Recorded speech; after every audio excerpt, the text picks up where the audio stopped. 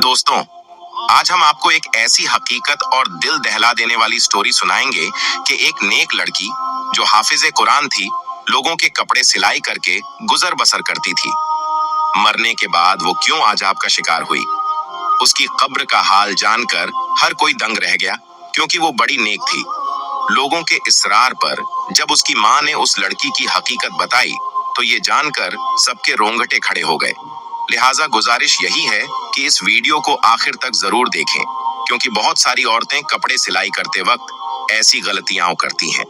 आज की कहानी बड़ी ही सबक आमोज और खासकर उन औरतों और मर्दों के लिए है जो सिलाई कढ़ाई जैसा काम करते हैं, क्योंकि अनजाने में वो ऐसा गुनाह कर जाते हैं जिसकी वजह से उन्हें बहुत सख्त आजाब का सामना करना पड़ सकता है। दोस्तों, किसी शहर के दूर दराज इलाके में फातिमा नाम की एक लड़की अपनी माँ के साथ रहा करती थी। उसके बाप का इंतकाल हो चुका था। फातिमा की माँ ने फातिमा को कुरान पाक हिफ्ज करवाया था और स्कूल की तालीम भी दिलवाई थी और सिलाई कढ़ाई का काम भी सिखाई थी, ताकि ये लोगों के कपड़े वगैरह सिलाई करके और कुछ नहीं तो घर का खाना पीना ही चला सके, यानी उन माँ बेटी की 2 वक्त की रोटी चल सके। फातिमा बहुत ही ज्यादा मेहनती लड़की थी। उसके कुछ उसूल थे जिससे वो कभी पीछे नहीं हटती थी। अभी भी कितनी देर से उसके पास 2 औरतें बैठी हुई थीं। बार बार कपड़े सिलाई के लिए इसरार किए जा रही थीं, लेकिन फातिमा ने 2 टूक लफ्जों में उन्हें जवाब दे दिया कि वह उनके कपड़े नहीं सिल सकती। वो औरतें फिर भी फातिमा की मिन्नतें करने लगीं। फातिमा देखो, इनकार ना करो, तुम सबके कपड़े सिलाई करती हो और बहुत अच्छी करती हो, हमारे कपड़े भी सिल दो। बहुत महंगे कपड़े खरीदे हैं किसी ऐसी दर्जी को देकर, हम अपने कपड़े खराब नहीं करवाना चाहते।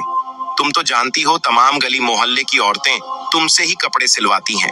तुम कम दाम में बहुत अच्छी सिलाई करके देती हो और कपड़े पहनने में भी बहुत अच्छे लगते हैं। फातिमा बोली, लेकिन जैसा डिजाइन आप लोग बोल रही हो, इस तरह के कपड़े मैं नहीं सिल सकती। इन कपड़ों में पूरे पूरे बाजू नजर आएंगे, शलवार का डिजाइन भी ऐसा होगा कि पिंडलियों से ऊपर पांव दिखेंगे। तौबा तौबा, मैं ऐसे कपड़े कैसे सिल सकती हूँ। फातिमा ने ये बोलकर साफ साफ इनकार कर दिया। वो औरतें कहने लगीं, हम तुम्हें 600 सिलाई देने के बजाय 1000 जोड़े की सिलाई देंगे। हमें तुम्हारे हाथ की सिलाई बहुत ज्यादा पसंद है, तुम बहुत नफासत से काम करती हो। फातिमा खड़ी हुई और कहने लगी, नहीं बाजी, मैं सिलाई नहीं करूंगी। और फिर वो आपने बावर्ची खाने की तरफ चली गई। फातिमा की अम्मा ने शर्मिंदगी से उन दोनों औरतों से माजरत की और कहने लगी, मेरी बेटी थोड़े पर्देदार हैं, वो इसलिए इस तरह के कपड़े नहीं सिलती। वो दोनों औरतों के जाने के बाद फातिमा की माँ ने फातिमा से कहा, बेटी तुम क्यों लगी रोजी को धक्का देती हो, आखिर तुम कपड़े सिलाई क्यों नहीं करना चाहती थी, कोई 4 पैसे आ जाते। फातिमा बोली, अम्मा, मैं ऐसे ही बेहया के कपड़े किसी को सिलकर नहीं दे सकती। इतना कहकर फातिमा अपना दुपट्टा सेट करते हुए वजू करने चली गई और उसकी अम्मा भी खामोश हो गई। वो जब भी फातिमा से कोई बात करती तो वो इसी तरह के जवाब देती थी। उन्हें अपनी बेटी से बहुत ही ज्यादा मोहब्बत थी। उसकी माँ भी लोगों के घरों का काम करके आती थी और बेटी घर पर मेहनत करती थी। ऐसा करते करते फातिमा ने अपने पूरे जहेज का सामान बना लिया। फिर फातिमा की माँ ने अच्छा लड़का देखकर फातिमा की शादी कर दी। वो लड़का गरीब जरूर था, लेकिन फातिमा की बहुत इज्जत किया करता था। फातिमा की माँ ने शादी तय करते वक्त ये कहा था कि मेरा तो कोई सहारा नहीं, मेरी बेटी के अलावा, इसीलिए मैं अपनी बेटी और दामाद को अपने घर पर ही रखूंगी। वह लोग भी मान गए। इस तरह शादी के बाद भी अपनी ही माँ के घर दोबारा से रहने लगी। उसका शौहर जितने भी पैसे कमाता, लेकिन घर का गुजारा फिर भी बहुत ही मुश्किल था। फातिमा को कपड़े सिलाई करना ही पड़ता था। वक्त ऐसे ही गुजरता गया। फातिमा प्रेग्नेंट हो गई, यानी हामिला हो गई। अब फातिमा से कपड़े सिलाई करना बड़े मुश्किल हो रहे थे। इधर फातिमा को ये खुशखबरी मिली और उधर से शौहर ने घर आकर बताया कि उसे नौकरी से निकाल दिया गया है। फातिमा यह बात सुनकर रोने तड़पने लगी कि अब मेरा क्या होगा, मैं इस हाल में भी कपड़े सिलाई करूंगी क्या, मुझे सुकून नहीं मिल सकता। हालांकि फातिमा का शौहर फातिमा का बहुत ही ज्यादा ख्याल रखता था। जब वो कपड़े सिलाई करने बैठती तो फातिमा को वहीं बैठे चाय भी बनाकर देता, कभी खाना बनाकर देता और बाहर नौकरी भी करता था। अब अक्सर ही फातिमा की अपने शौहर से काम के सिलसिले में बहस हो जाती। शौहर से बदतमीजी करने लगती। जब खाना खाने बैठता तो आगे से ये कह देती, काम के ना काज के दुश्मन अनाज के, वो बेचारा दो निवाले खाता और उठकर बाहर चला जाता। हालांकि वो भी रोज काम ढूंढने के लिए जाता था और ये तो अल्लाह तबारक व ताला की मर्जी थी कि उसको काम मिल ही नहीं रहा था। ऐसा करते करते आखिर वह दिन आ गया कि फातिमा के घर में बेटी पैदा हुई। फातिमा का शौहर और फातिमा की माँ बच्ची को देखकर बहुत ही ज्यादा खुश हुए। फातिमा का शौहर तो बच्चे की खुशी में घर घर में मिठाइयां बांट रहा था। इधर फातिमा के शौहर को बच्ची की खुशी मिली और उधर फातिमा के शौहर का काम भी लग गया। जहां फातिमा के शौहर को काम मिला, वो ठेकेदार बड़ा ही सख्त मिजाज का था। मजदूरों के साथ बदतमीजी से पेश आता। उसे बस काम ही प्यारा था। लोग बस मजबूरी के तहत उसके पास में काम करते थे और अक्सर वो मजदूरों को गंदी गालियां भी दिया करता था। इधर फातिमा के घर का गुजारा मुश्किल हो रहा था। जब बेटी थोड़ी सी बड़ी हुई तो फातिमा ने फिर से अपनी सिलाई कढ़ाई का काम शुरू कर दिया ताकि उसकी बेटी का खर्च भी पूरा हो सके। जो भी औरतें कपड़े सिलवा कर ले जाती, उनके कपड़े में से जो कपड़ा बच जाता वो औरतें उसी को दे देती। उसी कपड़े से वो अपनी बेटी के छोटे छोटे फराक सिलवाया करती थी और उसको पहनाती। इसी तरह वो गुजर बसर कर लेती, क्योंकि फातिमा के शौहर की इतनी कमाई तो नहीं थी कि जिससे वो ज्यादा खर्च कर सके। बिजली के बिल और घर का सौदा अकेला शौहर पूरा कर सकता था। फिर एक दिन खुदा की करनी ऐसी हुई कि उन लोगों के घर में जलजला सा आ गया। हुआ कुछ यूं कि फातिमा का पांव अचानक सीढ़ियों से फिसला और पहली सीढ़ी से गिरती हुई आखिरी सीढ़ी तक आ गई। उसके सर से इतना खून बह गया, फातिमा की माँ रोने चिल्लाने लगी। पूरा मोहल्ला उनके घर में इकट्ठा हो गया। जल्दी से फातिमा के शौहर को खबर दे दी गई। जुमा का दिन था और फातिमा का शौहर इसलिए आज काम पर था कि एक्स्ट्रा जो पैसे मिलेंगे मैं अपनी बच्ची के लिए खिलौने खरीदूंगा। उस दिन और कोई मजदूर वहां काम नहीं कर रहा था।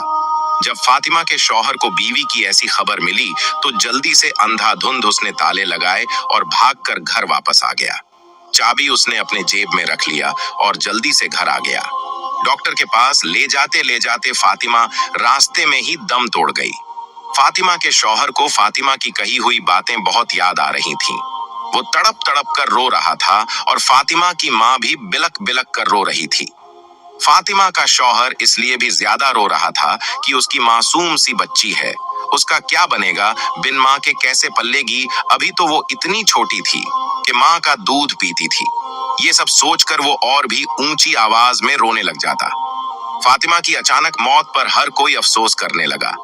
कौन जानता था एक जवान लड़की जवानी में यूं खामोशी से चली जाएगी। हर कोई फातिमा की नेकी के गुण गाया करता था। सभी जानते थे कि वो कितनी नेक थी, परहेजगार थी, हर किसी का ख्याल रखने वाली थी। हर कोई उसकी तारीफ में लगा हुआ था। फातिमा की माँ और शौहर का रो रो कर बुरा हाल हो गया था। वो दोनों गम से निढाल थे। फिर तदफीन का वक्त करीब आया और फातिमा का जनाजा उठाया गया। फातिमा को करीबी कब्रिस्तान ले जाकर दफना दिया गया।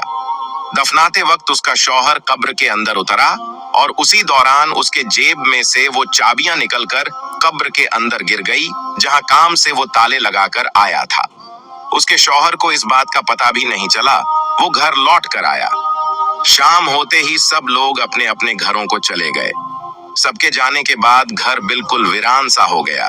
फातिमा की सिलाई मशीन सामने रखी हुई थी, जिसे देखकर उसकी माँ बार बार रोने लग जाती, क्योंकि उसको पहले बेवा होने का दुख था और अब बेटी के चले जाने का और छोटी नवासी का तन्हा रह जाने का दुख बार बार सता रहा था। फातिमा के शौहर ने फातिमा की माँ को संभाला और गोद में अपनी बच्ची को भी बिठाए हुए था। लेकिन एक माँ को कहाँ करार आना था, जिस बेटी ने माँ का बाजू बनकर दिखाया था, वो इतनी अचानक चली गई। फातिमा की माँ को तो यकीन ही नहीं हो रहा था। बस फातिमा की माँ यही बोले जा रही थी, अभी अभी तो मेरी बेटी कपड़े सिलाई कर रही थी, ये सब क्या हो गया। उसकी माँ को किसी भी तरह से यकीन नहीं हो रहा था कि उसकी बेटी अब इस दुनिया से जा चुकी है। फातिमा की नन्ही बेटी भी रो रही थी और फातिमा का शौहर नहीं चाहता था कि वो अगले 2-3 दिन तक काम पे जाए। वो अपने बेटी का खूब ख्याल रखना चाहता था और बीवी के गम में बहुत निढाल था। इसलिए वो मालिक को बताना चाहता था कि मैं अगले 3 दिन तक काम पर नहीं आऊंगा। जैसे ही फातिमा के शौहर ने जेब को हाथ लगाया तो उसकी जेब में चाबियां नहीं थीं। वह सोच में पड़ गया कि आखिर ये चाबियां कहाँ चली गईं। बहुत सोचने के बाद उसके दिमाग में आया कि चाबियां तो उसके जेब में ही रखी थीं। फातिमा की माँ भी अपने दामाद का परेशानी वाला चेहरा देख रही थी। कहने लगी, फुरकान बेटा, क्या बात है? तब फुरकान ने अपनी सास को बताया, माँ जी, मेरी जेब में चाबियां थीं। वो पता नहीं कहाँ गिर गई, पता नहीं मस्जिद में गिर गई या कब्रिस्तान में गिर गई। उसी वक्त फुरकान के जहन में ये बात आई कि जब वो कब्र के अंदर उतरा था उस वक्त कहीं चाबियां कब्र में तो नहीं गिर गई। इसी सोच के आते ही वो बहुत ज्यादा परेशान हो गया, क्योंकि वो ठेकेदार बहुत ही ज्यादा जहरीला आदमी था। उसने तो फुरकान को छोड़ना नहीं था। जरा सी चाबी के गुम होते ही उसने तो उसके जान ले लेनी थी, क्योंकि उसको इंसान से ज्यादा उनके काम की फिक्र रहती थी। अभी फुरकान यही सोच रहा था कि ठेकेदार का फोन आ गया और उसने कहा, सुबह बंदे काम पर लगाने हैं तो मुझे अभी इसी वक्त रातों रात चाबियां देकर जाओ, ताकि मैं बाकी काम पर सुबह सवेरे मजदूरों को लगा सकूं। इतनी बात सुनकर फुरकान का हल्क खुश्क हो गया। वो ये भी ना कह सका कि चाबियां कहीं गुम गई हैं। उसने बस इतना ही कहा, मैं आपको चाबियां सवेरे पहुंचा दूंगा। अब उसे रातों रात में चाबियां तलाश करनी थी। बहुत सोच विचार के बाद उसने कब्रिस्तान का रुख किया। रात के 12 बज रहे थे और फातिमा की बेटी अभी नानी के पास सो रही थी। फातिमा का शौहर रात के 12 बजते ही कब्रिस्तान की तरफ कदम बढ़ाने लगा। उसका दिल घबराहट का शिकार था। वो बहुत ज्यादा परेशान होने के साथ साथ खौफजदा भी था। उससे पहले वो कभी इतनी रात को कब्रिस्तान नहीं आया था। ये कब्रिस्तान गांव से कुछ दूर के फासले पर था। उसे बिल्कुल भी समझ में नहीं आ रहा था कि वो करे तो क्या करे, लेकिन ये भी मजबूरी थी। वो कीमती चाबियां थीं, उसने अपनी लापरवाही से गुम कर दी थी और उन चाबियों को तलाश करते करते वो रात के 12 बजे कब्रिस्तान में पहुंच गया। फातिमा के शौहर फुरकान का दिल बैठने लगा। शाम को ही उसने अपनी बीवी को जिस कब्र में दफन किया था वो उसके करीब पहुंच गया। फिर उसने पैरों की तरफ से खुदाई शुरू कर दी। उसका मकसद अपनी चाबियों का हुसूल था। अभी उसने थोड़ा हिस्सा ही खोदा तो गौरखन वहां पहुंच गया और गुस्से से कहने लगा, ये तुम क्या कर रहे हो? तुम कोई कफन चोर हो? फातिमा के शौहर ने घबराकर टॉर्च अपने चेहरे की तरफ किया तो गौरखन कहने लगा, तुम तो वही हो ना जिसकी बीवी का शाम में इंतकाल हुआ था।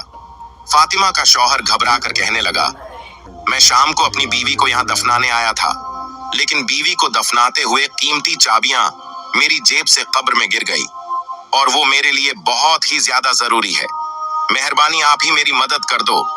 ये सुनना था कि वो आदमी जो गौरखंड था फातिमा के शौहर की मदद करने लगा। दोनों ने मिलकर बहुत जल्दी अच्छी खासी कब्र खोद ली। गौरखंड के साथ मिलने से फातिमा के शौहर का डर भी खत्म हो चुका था और चाबी मिलने की उम्मीद भी जाग उठी थी। कुछ ही देर बाद कब्र पूरी तरह खुल चुकी थी। जब फातिमा के शौहर ने कब्र के अंदर का मंजर देखा तो फातिमा के शौहर बेहोश होकर गिर गए। गौरखन ने दोबारा से जल्दी जल्दी कब्र में मिट्टी डालना शुरू कर दी और उसके पसीने छूट रहे थे और वो कहने लगा, तुम्हारी बीवी कैसी औरत थी जो उसकी कब्र में ऐसा भयानक आजाब हो रहा है? फातिमा के शौहर को तो खुद पर यकीन ही नहीं आ रहा था। जो कुछ उसने देखा है वो सच में क्या उसकी बीवी के साथ में हो रहा था। फातिमा तो बहुत अच्छी और नेक थी। उसकी नेकी का तो हर कोई एतराफ करता था।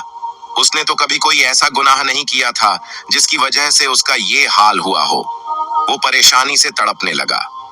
मेरी बीवी को ऐसी कौन सी गुनाह की इतनी बड़ी सजा मिल गई? गौरखन ने कहा, तुम चाबियों का कोई और इंतजाम कर लो। कब्र में चाबियां ढूंढना बहुत ही ज्यादा मुश्किल है और तुमने खुद ही देखा ना कि उसका ये आजाब खत्म नहीं हो रहा और वो किस हाल में है। उसकी तरफ से तौबा इस्तिगफार करो और अगर कोई गुनाह ऐसा है जो उसने अपनी जिंदगी में किया है तो उसके बारे में पता लगाओ ताकि उसकी मदद हो सके। फुरकान रोते रोते अपने घर वापस पहुंचा। फातिमा की माँ ने उसे देखा तो कहने लगी, तुम इतनी रात तक कहाँ गए थे? मैं कब से तुम्हारे लिए परेशान हो रही थी। फुरकान फातिमा की माँ के कदमों में बैठ गया, कहने लगा, अम्मा मेरा चैन सुकून सब लूट गया और अभी भी बुरी तरह वो कांप रहा था। फातिमा की माँ घबरा गई, पूछने लगी, बेटा बताओ तो सही, क्या माजरा है, तुम इतनी रात तक कहाँ थे। फुरकान ने बताया, वो चाबियों की तलाश में कब्रिस्तान गया था, लेकिन वहां जाकर तो जो मंजर मैंने देखा, उसके बाद शायद मैं सारी जिंदगी सुकून की सांस ना ले सकूं। फातिमा की माँ भी डर गई और कहने लगी, पहेलियां ना बुझाओ, फुरकान बताओ तो सही क्या हुआ। और फुरकान ने रोते हुए बताया कि जब फातिमा की कब्र खोदी गई ताकि चाबियों की तलाश किया जाए, तो कब्र का मंजर देखकर मेरे होश उड़ गए। अम्मा फातिमा जैसी नेक औरत को इतना सख्त आजाब हो रहा था, मैं आपको बता नहीं सकता। फातिमा के होंठों पर आग जल रही थी और वो बुरी तरह से चीखें मार रही थी। मैंने आग बुझाने की कोशिश की तो मुझे उसके स्याह होंठ नजर आए, जो बहुत बड़े हो चुके थे, जैसे लटक गई हूं, जबकि बाकी का जिस्म सलामत था। थोड़ी देर के लिए आग बुझी और फिर दोबारा भड़क उठी। पहले तो मैं समझ नहीं सका कि ये खुदा की तरफ से आजाब है, लेकिन गौरखन ने मुझे बताया कि ये आजाबे इलाही है और सिर्फ उसके होंठों को जला रहा है। फुरकान रोते हुए कहने लगा, अम्मा समझ नहीं आता, उसके होंठों पर आग क्यों लगी हुई थी। वो तो उन होंठों से हर वक्त अल्लाह तबारक व ताला का जिक्र किया करती थी। उसने कभी किसी की उन होठों से बुराई नहीं की थी। वो अच्छी औरत थी। फातिमा की माँ और उसका शौहर ऐसे ही सारी रात रोते रहे और अल्लाह तबारक व ताला से फातिमा की मकसद के लिए दुआएं मांगते रहे। फज्र की आजन हुई तो फातिमा की माँ कहने लगी, मस्जिद के इमाम साहब को खामोशी से सारी बातें बताओ और पता करो क्या मुआमिला है। मेरी बेटी के साथ ऐसा क्यों हो रहा है, क्या उससे कोई गलती हुई है। इमाम साहब बहुत ही नेक और पहुंचे हुए इंसान हैं, यकीनन वो हमारी जरूर मदद करेंगे। फुरकान को भी ये बात मुनासिब लगी। इस मसले का अगर कोई हल बता सकता था तो वो इमाम साहब ही थे। फुरकान नमाज के लिए गया तो नमाज के बाद उसने मस्जिद के इमाम साहब को रोक लिया और तन्हाई में उन्हें रोते हुए सारी बातें बता दी। सारी बातें सुनकर इमाम साहब ने कहा, मैं फातिमा की माँ से मिलना चाहता हूँ। फुरकान इमाम साहब को अपने घर ले आया और फातिमा की माँ से उसकी मुलाकात करवा दी। इमाम साहब पूछने लगे, अम्मा बताओ, फातिमा कहीं किसी की चुगली तो नहीं करती थी या कोई ऐसा गुनाह जो उसके मुंह से होता हो। फातिमा की माँ कहने लगी, नहीं, मेरी बच्ची सिर्फ सिलाई का काम करती थी। उसे इतनी फुर्सत कहाँ कि वो पड़ोस में जाए या अपनी सहेलियों को अपने पास बुलाए। फिर ये सुनकर इमाम साहब ने एक ऐसा सवाल किया जिससे फातिमा की माँ चौंक उठी। इमाम साहब ने कहा कि फातिमा किसी की अमानत को अपने पास रखती थी, यानी कोई बचा हुआ कपड़ा, कोई जोड़े पर लगने वाली लेस वगैरह। फातिमा की माँ कहने लगी, फातिमा तो बचे हुए कपड़े और धागे वगैरह सब कुछ वापस लौटा देती थी और जो कपड़ा उसे चाहिए होता था तो वो पूछ कर लिया करती थी। इमाम साहब कहने लगे, सोच लो क्या ऐसी गलती हो सकती है जिसकी वजह से उसके मुंह को ही आजाब हो रहा है, लेकिन फिर भी उसने जाने अनजाने में कोई ऐसा गुनाह तो जरूर किया है। अमानतों के मामले में हमें बहुत सख्त तौर पर सवाल जवाब का सामना होगा। मुझे लगता है यहाँ अमानत का ही कोई मामला है, क्योंकि फातिमा बेटी की नेकी से तो हम भी खुद वाकिफ हैं, क्योंकि इमाम साहब भी फातिमा को अच्छी तरह जानते थे। उन्हीं के पास तो फातिमा ने कुरान पाक हिफ्ज किया था। इमाम साहब कहने लगे, अम्मा फिर भी बेटी की कोई ऐसी बात सोचकर बताओ जो वो किया करती थी और इस आदत का ताल्लुक फातिमा के होठों से हो। फातिमा की माँ बहुत सोच विचार करके कहने लगी कि उसकी एक आदत से मुझे बड़ी चिढ़ थी। वो कैंची के बजाय अपने मुंह से धागा तोड़ती थी और फिर धागे का जो जरा रेशा उसके मुंह में या होंठों पर रह जाता, उसे दांतों में चिबाती अक्सर ही मैं उसका मुंह चलते हुए देखा, लेकिन वो बार बार कैंची नहीं उठाती थी, मुंह से धागा खींचकर तोड़ दिया करती थी। बहुत बार मैंने उसे समझाया कि इस तरह होंठ भी कट सकता है, लेकिन वो अपनी आदत में पक्की हो चुकी थी। ये सुनते ही इमाम साहब कहने लगे, तो फिर हो सकता है कि ये आजाब उसी धागे के जर्रे की वजह से हो, क्योंकि जब फातिमा की मौत हुई थी तो उससे पहले वो कपड़े सिलाई से उठकर सीढ़ियों की तरफ गई थी। शायद उसकी मौत के वक्त वो धागे का जरा उसके मुंह में रह गया हो और उस धागे की वजह से उस पर आजाब हो रहा हो। सिलाई के बचे हुए सामान के साथ धागे के एक जरा सा टुकड़ा भी उस शख्स की अमानत कहलाता है जो कपड़ों की सिलाई के पैसे देता है। सारी बची हुई चीजों की तरह धागा और दूसरी चीजें भी वापस करना बहुत ही ज्यादा जरूरी होती है। बेहतर है कि आप लोग उसकी मगफिरत की दुआ करें और जो लोग भी फातिमा से कपड़े सिलवाते थे उन सब से बात करके फातिमा की आदत के बारे में बताएं और उसके लिए माफी मांग लें। ये सुनकर फातिमा की माँ बहुत ज्यादा परेशान हुई। बाज़ाहिर ये तो बहुत मामूली सी बात थी, लेकिन उसकी वजह से फातिमा को इतना सख्त आजाब होगा ये उनके वहमो गुमान में भी ना था। फिर फातिमा की माँ ने उन सब लोगों को अपने घर में जमा किया जिनके फातिमा कपड़े सिलाई करती थी और सबको फातिमा की इस छोटी सी आदत का बताकर फातिमा की मगफिरत के लिए हाथ जोड़े। लेकिन यह कोई ऐसी बड़ी बात तो नहीं थी, इसीलिए सबने फौरन माफ कर दिया। कुछ लोगों की नजर में ये तो गुनाह भी नहीं था, लेकिन जो बात इंसान के नजदीक मामूली सी होती है आमाल में वो अक्सर भारी होती है। अब ये मामला अमानत का था, शायद इसलिए फातिमा की पकड़ हो गई थी।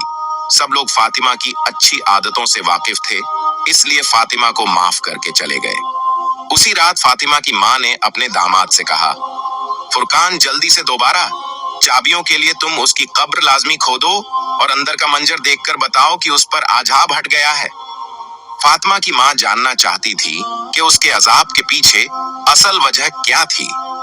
क्या वाकई एक जरा सा धागा उस पर आजाब की वजह बना था? उस रात फुरकान फिर गोरखन के पास गया और उन दोनों ने मिलकर कब्र खोदी तो देखा कि फातिमा की मैयत बिल्कुल ठीक थी।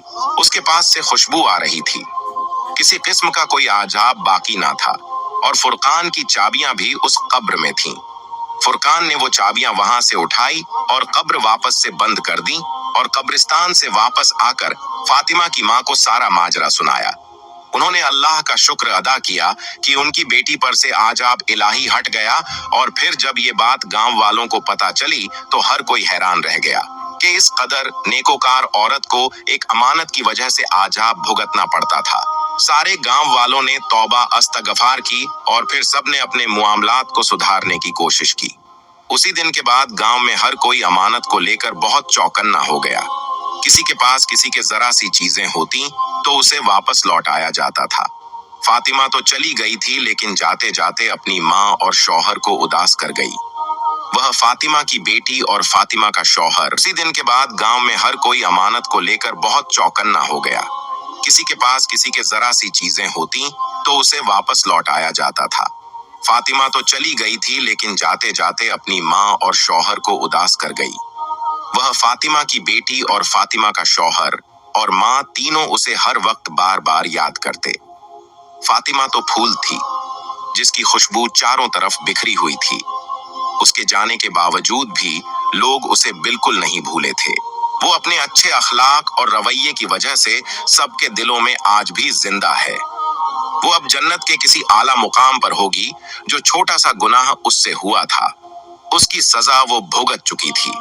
कहने को तो ये सिर्फ मामूली सी बात है कि छोटा सा धागे का टुकड़ा मुंह से तोड़ने पर उसका रेशा मुंह में रह गया, जिसे फातिमा चबाकर थूक भी दिया करती थी। लेकिन अक्सर सिलाई करने वाली औरतों के साथ यही मामला होता है।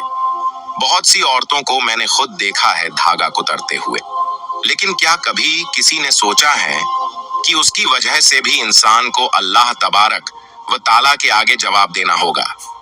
ये जरा से धागे का रेशा भी अमानत का एक हिस्सा है और ये मुआमला कब्र तक जाएगा और इस तरह से लापरवाही की वजह से भी अल्लाह तबारक व ताला का आजाब होगा।